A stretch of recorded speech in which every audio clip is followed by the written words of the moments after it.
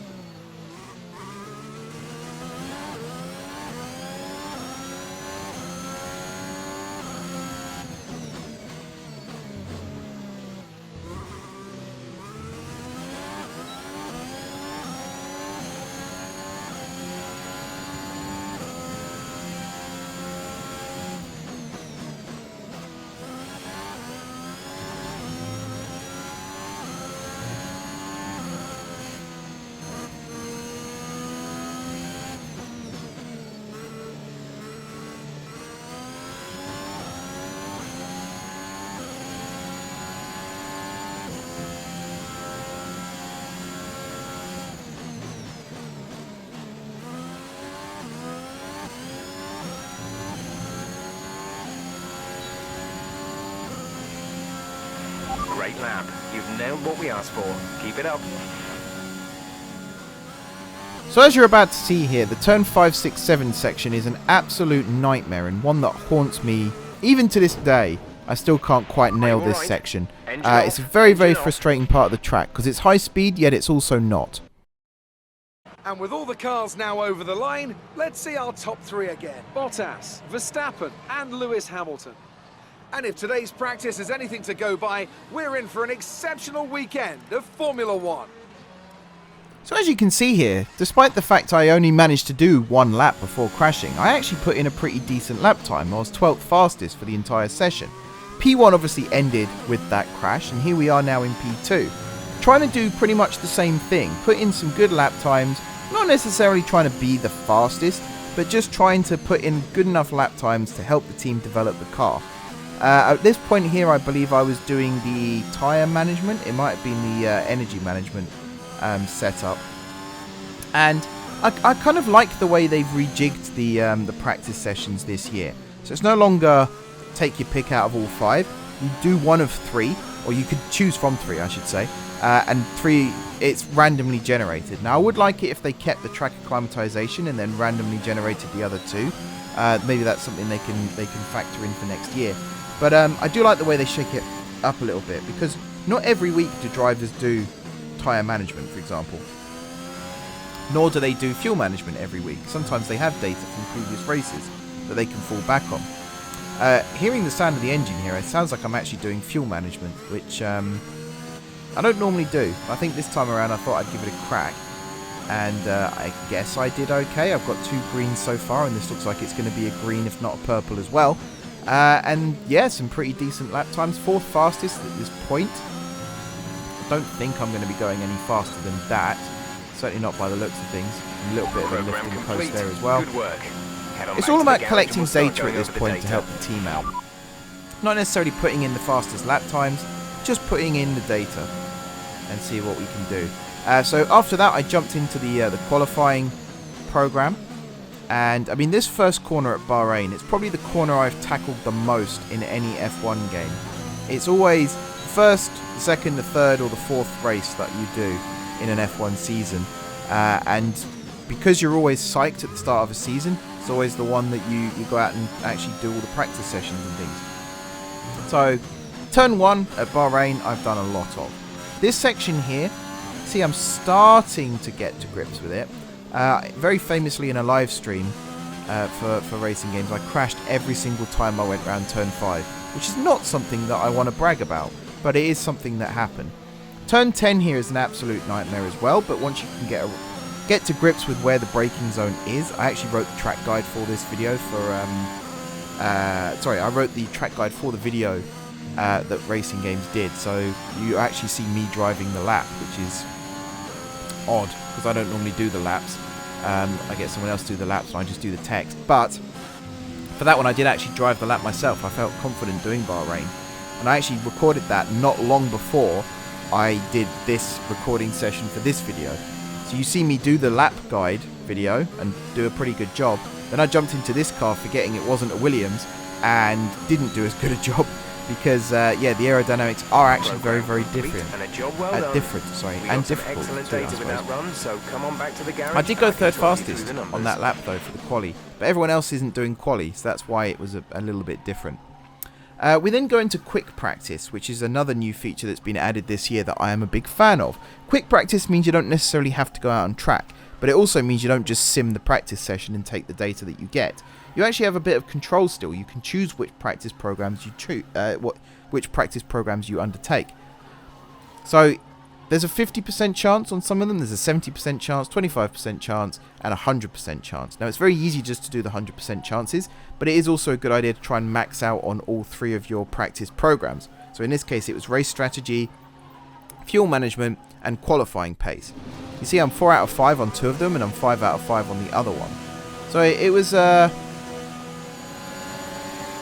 challenge, shall we say, to try and get to 5 out of 5 on all of them. Is this my qualifying? I think this might actually be my qualifying. So you get front wing damage. Recommend you box for a new one. You get a set amount of time. I don't know why I was racing the AlphaTauri there. There was no point in racing that one. But because you do just the short qualifying format, you get an allocated amount of time in which to go out and set as many laps as you want, and then obviously your fastest one is taken on. Now, in the co-op career that I've been doing, we do one-shot qualifying, which is you literally get one chance, one lap, and the number of times I haven't even finished that lap is staggering. I kind of prefer the short format. I like Q1, Q2, Q3, and I will be implementing that as the car improves across this series. But for a car that's obviously going to be starting on the grid pretty much, at least in the back half, if not dead last, it made more sense to me to do a shorter qualifying format and just get it over with, basically. Here's turn 10 again. I actually did a pretty good job there, I'd like to say. Turn 9-10 is probably the hardest section on this track. Turn 4, I want to say, the hairpin at the top of the hill, that's pretty challenging. And also the hairpin, or not the hairpin, sorry, the tight turn we just went around to get onto this section is also a bit challenging. But 9 and 10 have to be probably the hardest. I'd say 8 is the second hardest, then 4 is the third, and then 11, 12, maybe after that. Turn 1 is actually a doddle compared to the rest of these tight corners. Turn 1 is only hard because you're coming in off a DRS zone. You'll see me here zoom down the pit straight here in my DRS. But as long as you get the right braking point for there, you've got quite a big runoff area to mess around with as well. So it doesn't become that much of an issue. So yeah, overall then, quali not too bad. 9th fastest at the moment. I believe I do drop down a little bit further. I do go out in a second lap to try and, in fact, I'm 10th here as I go out on track for lap 2. Just to make sure that I don't drop too far down the order. And then there's that infamous curve. Again, corner that just really likes to screw with me. And at this point I hadn't got to grips with the fact the tyre management is a lot different in this game as well. And I cooked my rear tyres, which means I have no rear grip whatsoever. And that ends up costing me, as you can see. And I think at this point I'm kind of sitting here going, what is going on with my grip? I cooked the tyres. If I'd have gone on the MFD, I'd have seen that I absolutely baked those tyres within an inch of their life. And then I went out and tried to set a fast lap time on them as well, which just wasn't going to happen. I think I crossed the line there just before it ticked down to 0. So I do get one more chance to set a lap. Still 10th fastest. I was going to say just now, it might seem a bit unrealistic to qualify high up the grid in your first race like this, but this could be the first opportunity and maybe even the only opportunity to score points this season. So it seemed like one that I kind of wanted to grab with both hands still, because your sponsorship and your acclaim is affected by your finishing positions. And if we could just tick off 1 or 2 sponsor objectives at the start of the season here, it will set us up nicely for the rest of the year. We'll have more money that we can spend on upgrading the car and the facilities, and it will help us sort of hit next year with a running jump. As it happens though, this lap also wasn't particularly great. You can see I am starting to chop away at the plus point here. But yeah, you kind of have to nail that early sector to be able to set a good lap time.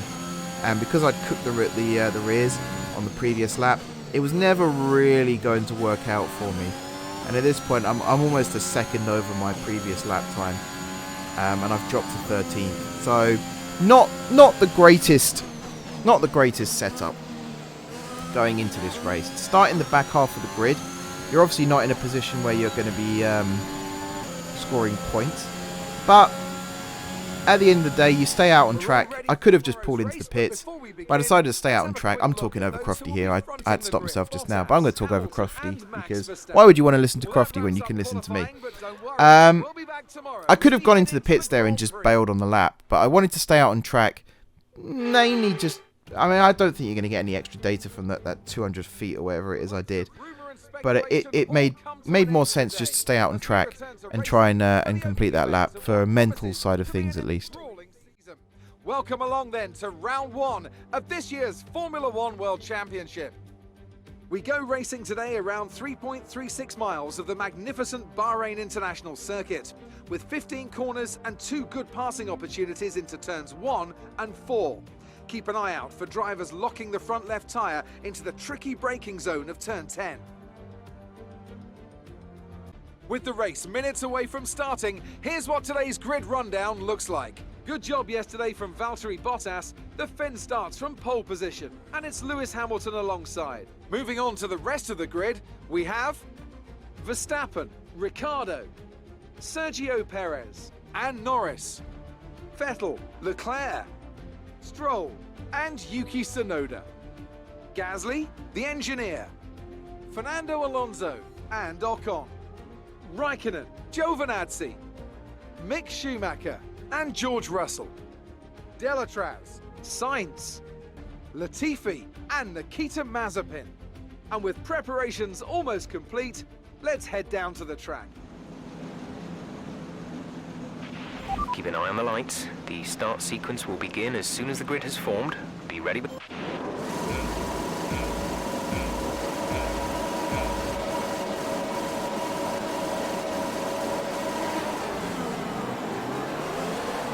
So a pretty decent start off the line. Again, I'm using start assist and I'm also using automatic gears. That will change in the future.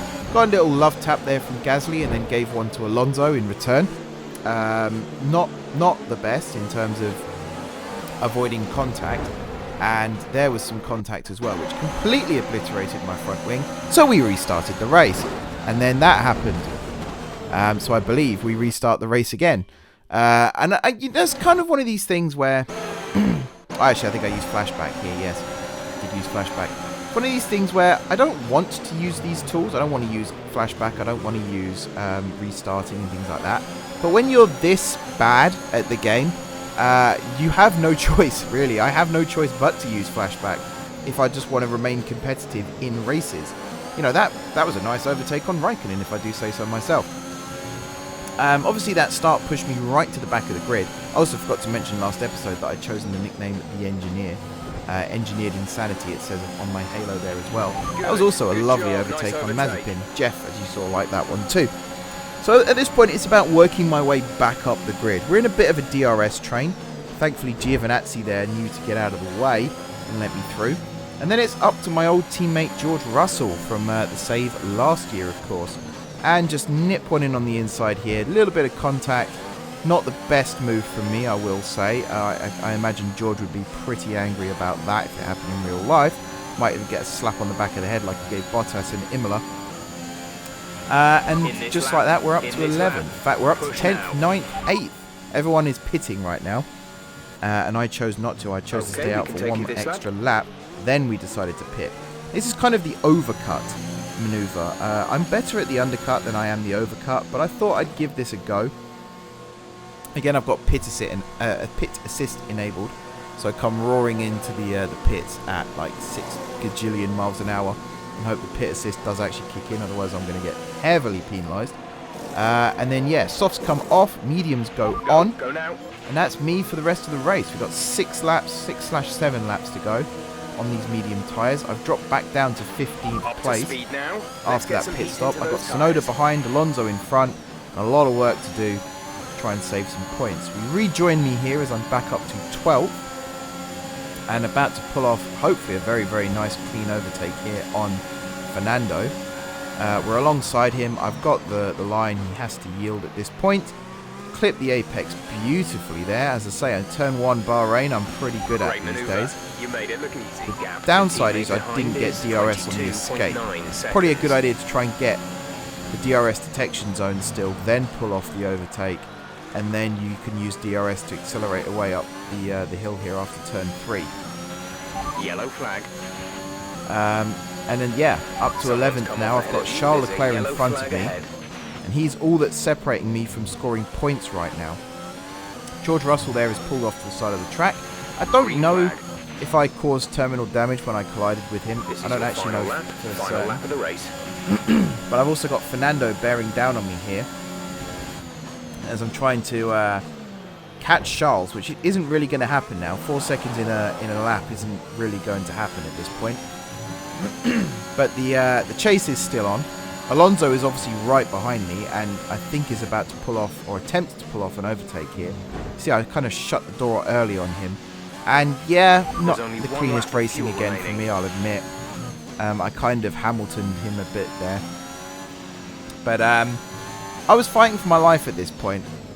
I genuinely feel like a better pit stop strategy from me in the car would have led to a point-scoring first race. As it happens, I finished 5 and a bit seconds behind Leclerc. At least I'm 5 and a bit behind him now. It might even go up to 6, actually, I think, by the end of the race. And I did do a couple of shady manoeuvres, shall we say, at the start of the race. And also that manoeuvre on Russell wasn't particularly good. And that one on Alonso just now really wasn't good. I'm not proud of myself watching that one back. But, as I said, it's really hard to gauge the overall result here, because 11th isn't bad. 12th wouldn't have been bad either if Fernando had got me. But there is a lot that needs work doing. My starts, for example, I get a little bit overwhelmed when I'm surrounded by other cars, and that certainly isn't a good way to start a race when you're surrounded by cars. But at the same time, I'm not going to be first on the podium each week. So I do need to work on my starts, and then obviously building the car up to a point that it becomes competitive as well. That will come with time, that will come over the course of the season. Signed winning driver of the day there. I think he had a good race, so I'd say fair play to him. Let's listen to Crofty for a second again then, and then I'll come back and talk about the end of the race. Here in Bahrain, and a real champion's drive to take the win. Anthony Davidson, a resounding victory today. What set them apart from the rest? Well, I think it was clear what the main contributing factor out on the track was today: speed. I know it sounds like an obvious thing to say, Crofty, but fast cars win races, and we saw that today with our winner. So after a magnificent race, we can now see the drivers making their way to the podium. Once again, it's the Silver Arrows who take top spot, a well-earned victory for Mercedes.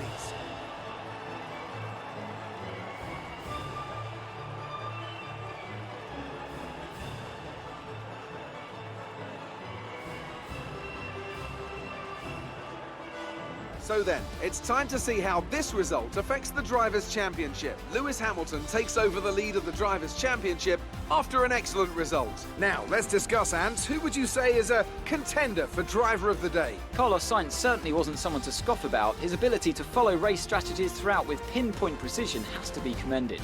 It's time to check out the Constructors' standings. Mercedes move to the top of the table.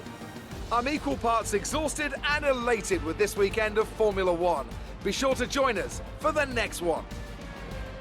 So it's time for the first race roundup of the series. So first of all, 11th place, not a bad start, let's be honest. I believe Delatraz came down towards the back of the grid. I believe I do actually show it in a second. I was just checking the race director. I know I got warned for a couple of things, collision with Gasly and all that stuff. George with the mechanical failure, which was unfortunate for him. But yeah, 11th I'm happy with. It could have been 10th. As I said, if a better pit stop strategy had happened, it would have been definitely 10th place. Charles was just a little too far out of reach at the end. And yeah, Delatraz 20th. Finished ahead of Ocon, but not much else there to write home about. So it could have been better, could have been worse. Overall though, I'm pretty happy with 11th for the first race of the season. We're going to watch the replays of the race here. And I'm going to talk about some of the things that struck me as I was driving around the track. First of all, congratulations to Lewis as well for winning the race. It's always good to see. I'm a big Hamilton fan, believe it or not. I'm actually from the same county as him, so yeah.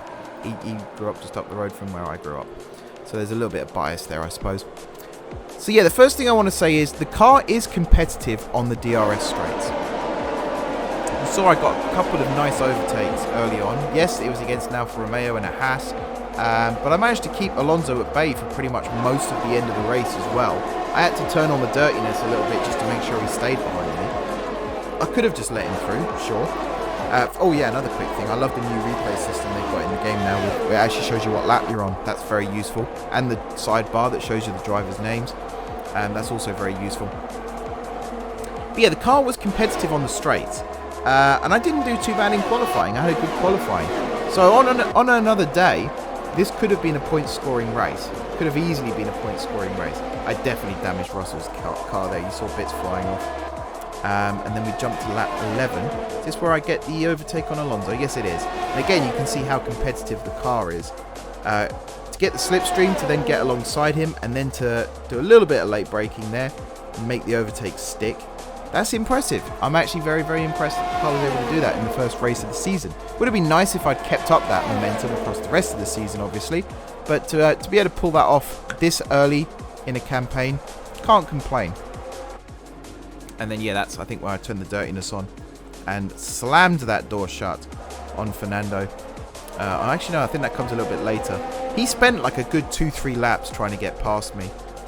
This is where I finally got tired of him and put him out. So at that point there, I think we did make contact, but it was only like a little bit of a wheel bang. Whereas this next bit, I just move across the track in front of him. I see he's coming up my inside. I brake early and I move across, clip his wheel, and yeah, not proud of myself for that one, but what can you do?